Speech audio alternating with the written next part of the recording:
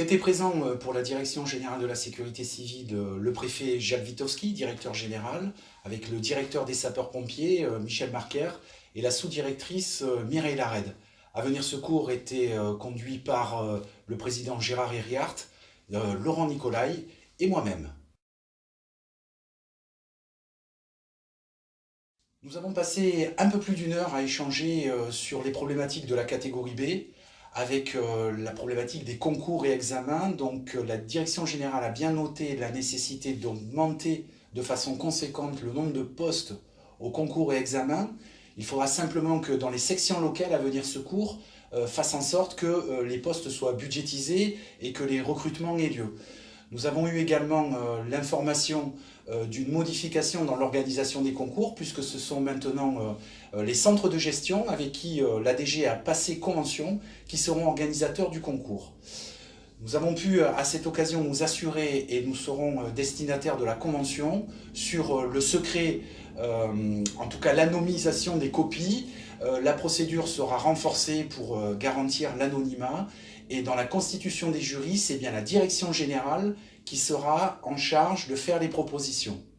Nous aurons également les compositions de jury qui respecteront la proportionnalité issue des urnes. Ça veut dire qu'en CAP, les représentants du personnel pour participer au sous-jury seront bien tirés au sort parmi les membres de la CAP.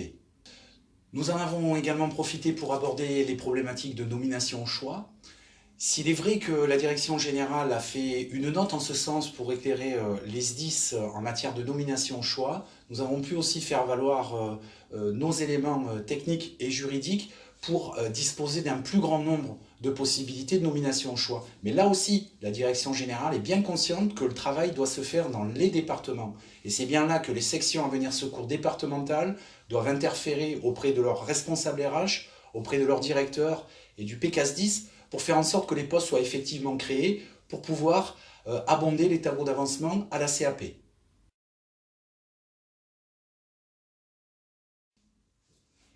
Pour la catégorie A, nous sommes bien sûr revenus sur notre volonté de voir les grilles types accordées également aux commandants et aux lieutenants-colonels.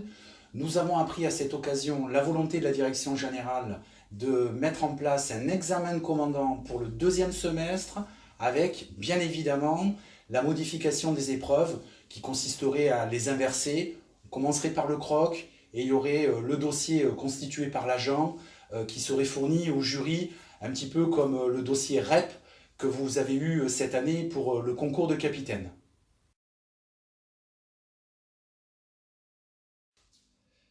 Pour la filière 3SM, nous avons également eu connaissance qu'un concours d'infirmiers de sapeurs-pompiers aurait bien lieu cette année. Et d'autres dispositions que nous attendions de longue date, pour lesquelles nous ne pouvons pas communiquer pour le moment puisque non confirmées, mais en tout cas c'est en bonne voie pour la filière des pharmaciens et des médecins. Nous aurons l'occasion d'y revenir une autre fois. Pour les personnels mis à disposition, rappelons au passage qu'à peu près un peu plus de 120 personnes sont mis à disposition, que ce soit à la direction générale, dans les états-majors de zone, à l'École nationale des officiers de sapeurs-pompiers, à l'École d'application de la sécurité civile, au Centre d'études et de recherche de l'entente interdépartementale, dans les organisations syndicales, dans d'autres ministères. Plus d'une centaine d'officiers mis à disposition pour lesquels nous avons rappelé la nécessité de valoriser leur parcours, de faire en sorte que leur régime indemnitaire corresponde avec leur niveau de responsabilité, et puis surtout un point sur lequel nous avons insisté, les possibilités d'avancement de grade, puisque même lorsque leur collectivité d'accueil, qui est l'État ou les opérateurs d'État, souhaitent un avancement de grade, il y a encore les collectivités d'origine qui freinent. Nous savons pouvoir compter sur le directeur général pour interférer à chaque fois qu'il le peut, mais là aussi, les sections départementales doivent pouvoir intervenir pour qu'il n'y ait pas de blocage pour ceux qui veulent servir en dehors de leurs SDIS.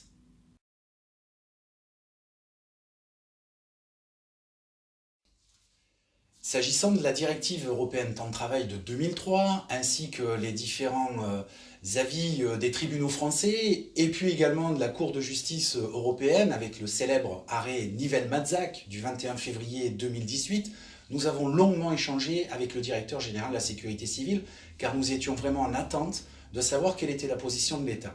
les éléments ont été très clairement dits.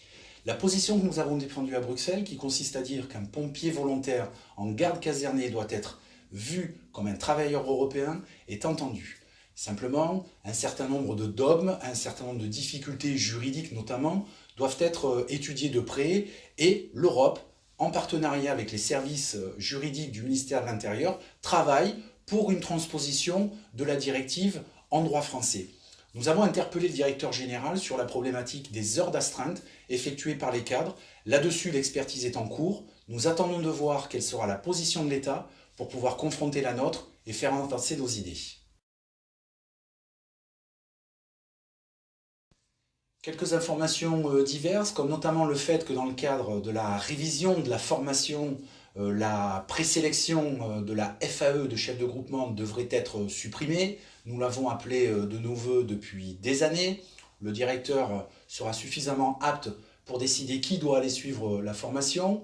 Nous avons également pris connaissance de la volonté de la DG de mettre en place des tests psychotechniques préalables aux différents concours, non pas pour éliminer, mais pour avoir des éléments d'appréciation.